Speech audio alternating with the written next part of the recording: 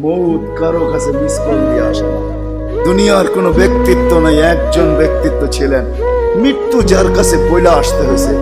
আল্লাহ নিজে বলছেন মালাকুল মৌতকে, বন্ধুর কাছে যাবে, অনুমতি দিলে ঢুকবে, নাইলে ঢুকবে না। অনুমতি নিয়ে বুকে হাত রাখবে, নাইলে রাখবে না। আমার বন্ধুর অনুমতি ছাড়া হাত রাখবে না বুকে। একজনই দুনিয়াতে ব্যক্তিত্ব ছিল যার কাছে অনুমতি নিয়ে আসছে, কারো কাছে আজ পর্যন্ত অনুমতি নিয়ে আসে আর আসবেও না। সত্য এটাই।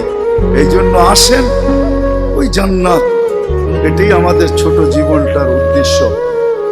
এই জন্যই আল্লাহ ডেলি ডাকে, 5 বেলা ডাকে, গ্যারান্টির দিয়া ডাকে, সিল লাগা ডাকে। ইদা সালুহা সালুহা সাইরুল আমাল।